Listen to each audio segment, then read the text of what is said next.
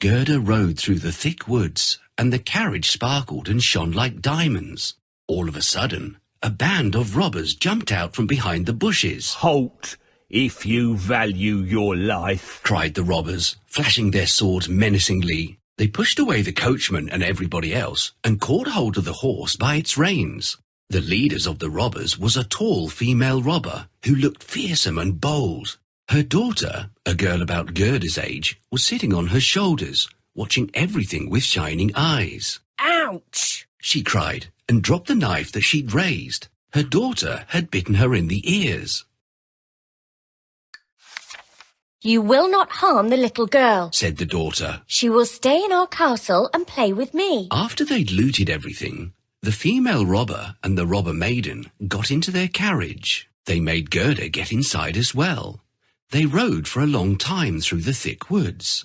The robber maiden took Gerda's warm woolen muff for herself. Then she hugged Gerda and said, "Nobody will harm you as long as we're friends. But if you dare to refuse to be my friend, I'll push you off the carriage." It seemed like they'd been riding forever, but the carriage finally stopped in front of an old and crumbling castle.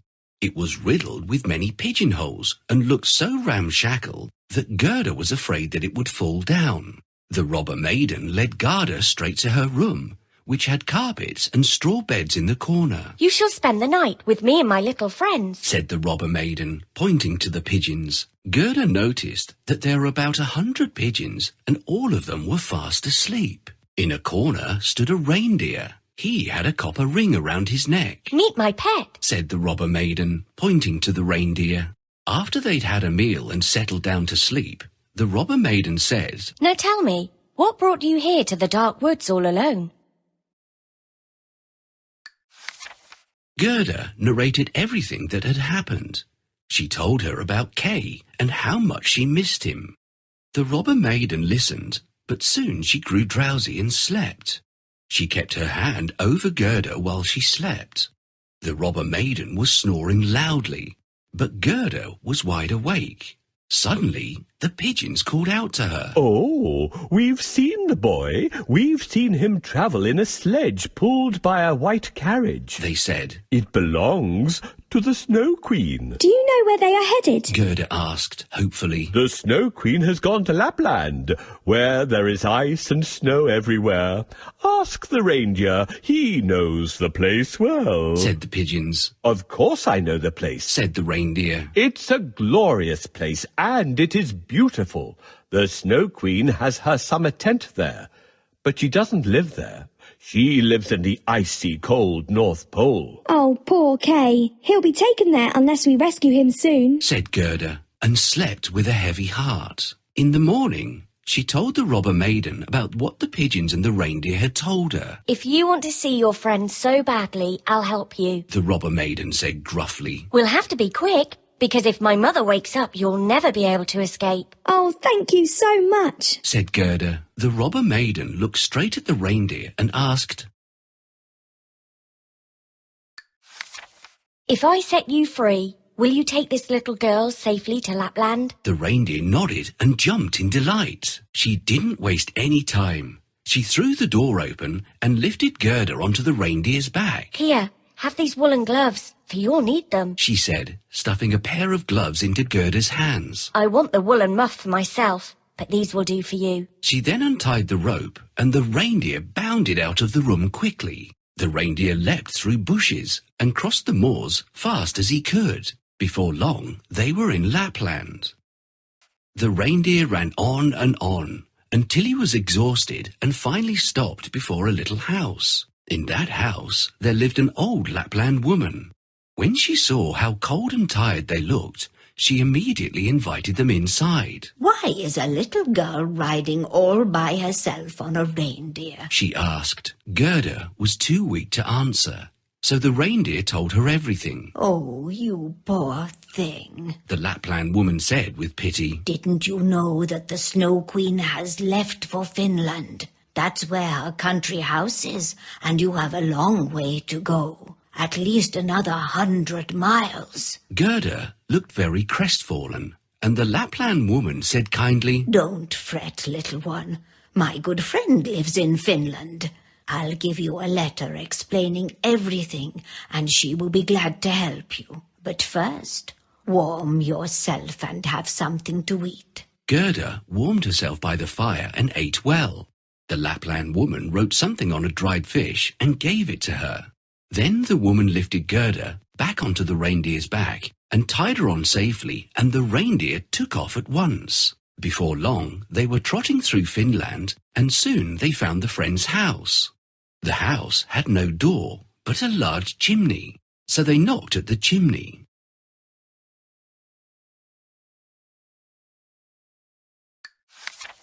When the Finland woman opened the door, they were greeted by a blast of heat.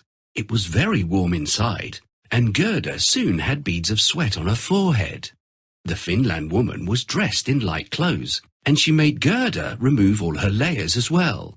Gerda enjoyed the warmth and then handed over the fish. The Finland woman read the message and nodded. I know you have many magical powers, said the reindeer politely. Can you please give this little girl a magic potion or spell to help her defeat the Snow Queen and get her friend back? Kay has changed now, she said. He has settled down happily with the Snow Queen, and he won't leave her even if Gerda manages to rescue him.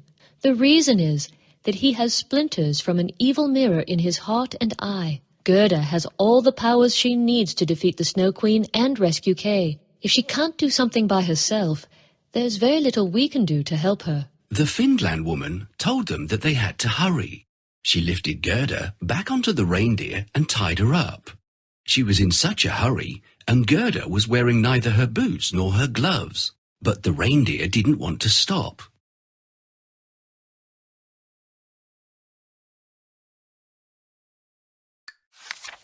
He went galloping so fast that he couldn't turn back and head over to the Finland woman's house to get Gerda's boots and gloves. The reindeer stopped only when he reached a bush with red berries. There, he set Gerda down, and she sped straight towards the Snow Queen's palace. She ran as fast as her legs could carry her. She saw a regiment of snowflakes approaching her from a distance. Gerda was sure that they'd not fallen from the sky because they were lined up outside the palace. The snowflakes came in different terrifying shapes.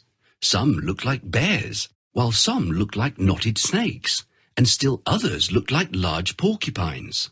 Gerda was frightened because the snowflakes were alive and ran towards her to attack. She prayed to God and repeated the Lord's Prayer that she'd been taught. It was so cold that she saw wisps of smoke coming out of her mouth. The smoke grew thicker and thicker and took the form of angels. The angels had spears and shields in their hands, and by the time she'd finished saying the prayer, there was a legion of angels all around her. The angels thrust their spears at the snowflakes. The snowflakes shattered into 1,000 pieces. Gerda walked on bravely. The angels patted her gently on the head, and quite miraculously, Gerda found the cold much more bearable. Gerda sped to the palace. She stared in awe at the Snow Queen's palace because the walls were made of driving snow. The windows and doors were made of cutting winds, and there were hundreds of empty halls. Right in the middle of the biggest hall of snow was a big frozen lake. In the middle of the lake there was an icy throne where the Snow Queen sat when she was home. But thankfully, the Snow Queen had gone off to warm lands to look down into the mouths of 2 volcanoes, Mount Vesuvius and Mount Etna. Gerda was overjoyed to see Kay. He was sitting on the ground playing with some slabs of ice. Kay looked nearly blue and black with the cold, and he was still in his ragged clothes, but he didn't seem to feel the cold winds or the icy chillness. When the Snow Queen kissed him, she'd taken away all the feeling of cold from his body. He was trying to arrange the ice in different ways to make all sorts of figures with those slabs. Sometimes he found figures that represented a word, but he had not succeeded in finding the words he was desperately looking for. It so happened that the word he was searching for most desperately was eternity. The Snow Queen had told him, Find a figure to represent eternity, and I'll set you free. You can be your own master. and I'll present you with the whole world and a new pair of skates. Maybe the Snow Queen was confident that he would never guess it ever. Kay was very busy with his ice puzzle. As she left, Kay was all alone. He didn't look up, nor did he show any emotion. He sat very still and looked almost lifeless. It was at that very moment that Gerda stepped through a portal and arrived at the very place where Kay sat. The moment she saw him, she was so overcome with joy that she ran towards him shouting in joy. Oh, Kay, how I've missed you. How cold and blue you look, my poor Kay.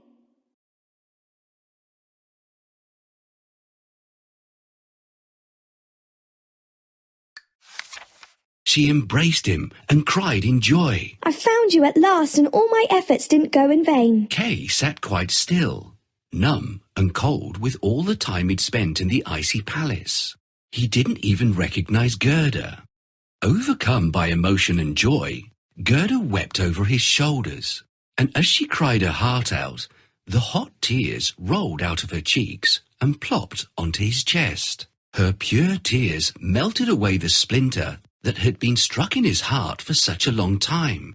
Gerda held his hands and cried on his shoulders, and that was when Kay found tears in his eyes too. When he began to cry, the splinter that had been stuck fast in his eye rolled out with the tears and fell onto the icy ground below. Immediately afterwards, Kay was filled full of joy and warmth, and he recognized Gerda, his sweet and loyal friend. Oh, Gerda, hasn't it been long since we saw each other? Kay asked. And where am I? I know not how I came here. How empty and cold this place is. What have I been doing here? Said Kay. Gerda and Kay held their hands together, and they looked so blissful that the ice slabs on the ground began to dance around them in joy. They danced on, and finally lay down on the ice. When the ice slabs lay down on the ice, they formed the exact letters needed for eternity. Kay was now his own master, and free to leave the place and go to where They held onto each other's hands and ran out of the palace, heading straight for the bush with red berries. The reindeer was still waiting for Gerda, and beside him was another young reindeer. Hurrah! Cried Kay and Gerda as they rode on their reindeers.